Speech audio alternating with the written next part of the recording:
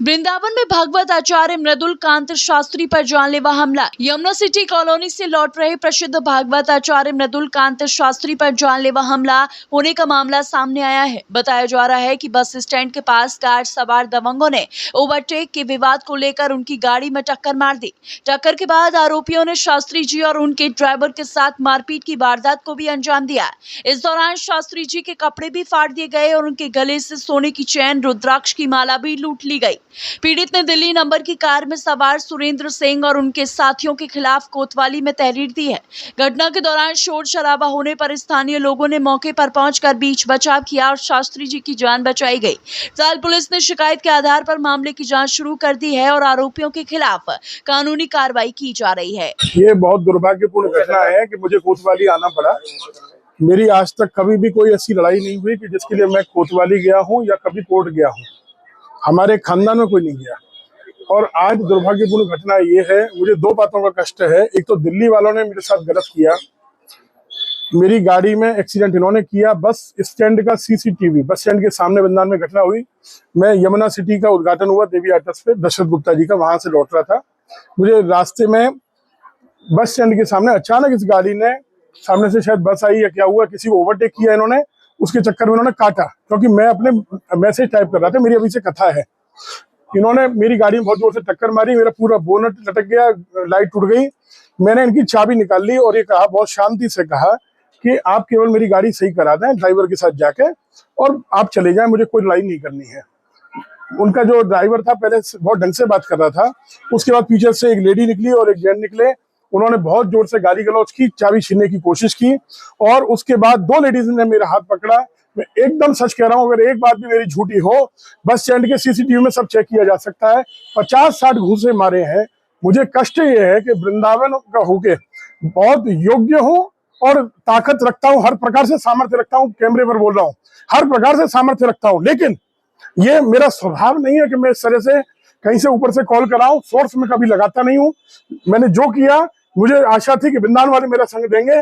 250-300 में लाइव कह रहा हूं कैमरे पर, हमारे लोग इतने नपुंसक हो गए वृंदावन के कि वो लोग 250-300 लोग तमाशा देख रहे थे, दुकान वाले और भीड़ खड़े हो गए। किसी ने मेरा संग नहीं दिया। दो पंडित खड़े हुए थे, उनको धिक्कार है। आज के बाद एक बात पक्की है, वृंदावन के लिए कभी मैं कोई आवाज नहीं उठाऊंगा। वृंदावन के लिए कोई काम नहीं करने वाला हूं। जो करना है अपने लिए करना है, कौन के लिए करना है। ये दुष्ट किसी के काम नहीं आते, हम इनके लिए कवर है। आप देखें, मैं 2 कंठी पहनता हूँ, सबको पता है, रुद्राक्ष की और तुलसी की, दोनों सोने में है, इन्होंने मड़ी है। कौन जी ने, दोनों मेरी टूट गई हैं। इनके साथ कौन अज्ञात था जो ले गया और इतनी गाली गलौज की है, इतनी गलती गाली गलौज की है इन्होंने। 6 लोगों ने मारा है। मेरे यहाँ गॉल ब्लैडर का ऑपरेशन हो चुका है, बहुत तेज दर्द है, मेरे बहुत तेज पीड़ा है। मेरी कथा है, लेकिन उसके बाद यहाँ खड़ा हूँ। अगर न्याय नहीं मिला, मेरी सबसे बात हुई, मेरे पास फोन आया, पुलिस ने मेरा बहुत सहयोग अभी तक किया। आदरणीय डीआईजी साहब का, एसएसपी साहब का, एसपी सिटी, एसपी क्राइम, सबके फोन आए हैं। कोतवाल साहब भी सहयोग कर रहे हैं, पुलिस स्टाफ पूरा सहयोग कर रहा है। लेकिन मुझे कष्ट है कि अगर मुझे न्याय नहीं मिला, इन लोगों को छोड़ा गया किसी भी तरह, ये कोई किसी सामान्य व्यक्ति की और उनकी लड़ाई नहीं है। कुछ दिल्ली वालों ने आके वृंदावन वाले को पीट दिया, नहीं। ये स्पष्ट रूप से परदेशी जिस तरह वृंदावन वालों पर, ब्रजवासियों पर अत्याचार करते हैं, जिस तरह गाली गलौज करते हैं, मारपीट करते हैं और आरोप वृंदावन वालों पे लगाया जाता है, सीधी लड़ाई है। आप सबको समझना चाहिए। आज मेरे साथ हुआ, कल किसी और के साथ ये होगा। और नहीं है तो अपने अपने घरों में जाके बैठ जाओ, पिटने के लिए तैयार हो, अपने घर छोड़ने के लिए तैयार हो। ये वृंदावन की अस्मिता की लड़ाई है। कथा बाद में होगी। अगर कुछ भी इनको छोड़ा गया तो मैं यहीं धरने पर बैठ जाऊंगा, भूख हड़ताल पे बैठूंगा, मैं छोड़ूंगा नहीं। वृंदावन के जो भी लोग अभी तक आए हैं, मैं उनका पूरे तहे दिल से उनको लिए धन्यवाद देता हूँ। मुझे कष्ट है, मेरे कुछ अपने भी ऐसे हैं जो नहीं आए, शायद उनको समय नहीं होगा। मुझे आशा थी वो लोग दौड़ के आएंगे। मैंने किसी को कॉल नहीं किया। ये जितने भी आए हैं, ये अपना समझ के आए हैं। और मेरे पीछे मेरा जो माइक वाला है, सोनू, और उसकी पत्नी को लेके आ रहा था, उसकी पत्नी के साथ भी बदतमीजी हुई है, अभद्रता हुई है।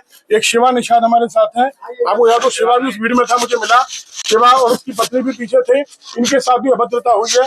ये सब जो हुआ है गलत। ये अगर मैं अपनी पर आ जाता और इस तरह से करता, लेडीज के साथ जो बदतमीजी की गई है, अभद्रता की गई है, इस तरह हम भी तो कर सकते थे, हम भी तो बोल सकते थे। लेकिन कोई झूठे आरोप लगाने नहीं थे। इनके साथ अभद्रता हुई, अगर आप करेंगे तो ये भी आगे रिपोर्ट बढ़ाई जाएगी। दूसरी तरफ तो कह रहे हैं कि आप लोगों ने भी उन पर, मैं कह रहा हूँ सब छोड़ दीजिए, आप लोग पत्रकार हैं, बस स्टैंड पे सीसीटीवी होते हैं, सीसीटीवी कैमरा निकाल लीजिए, सब क्लियर हो जाएगा, इसके बाद कुछ नहीं बचा। और वो दिल्ली वाले हैं, वो अपने बच्चे के, एक बच्चा था वहां गाड़ी में, उसके सिर पे हाथ रख के यही बात बोलते हैं कि हाँ मैंने कुछ भी गलत किया, मैंने उनको एक छोटी सी भी गाली भी दी हो, कुछ भी गलत किया हो। मेरा स्वभाव नहीं है, वृंदावन वाले मुझे जानते हैं, मेरा काम है क्या है। मुझे 3 बजे से अपनी कथा करनी थी, आज मैं पहली बार ये दुर्भाग्य है कि मैं कोतवाली में खड़ा हूँ, लेकिन इनको लोगों को बाहर नहीं जाने दिया जाएगा, ये बात पक्की है। ये लोग अब माफी मांगने से काम नहीं चलेगा, ये लोग जेल जाने चाहिए और आगे से समझ लें ब्रजवासियों के साथ कुछ भी गलत होगा तो उसके लिए लड़ाई लड़ी जाएगी। लेकिन अब ब्रज के लिए कोई समस्या पर मैं बोलने वाला नहीं हूँ, और विशेष करके बस स्टैंड के लोगों के लिए तो नहीं बोलने वाला हूँ। आप लोगों को सोचना चाहिए, आपके साथ रोज होगा, ये होगा क्योंकि आप अपने लोगों के लिए नहीं बोलते।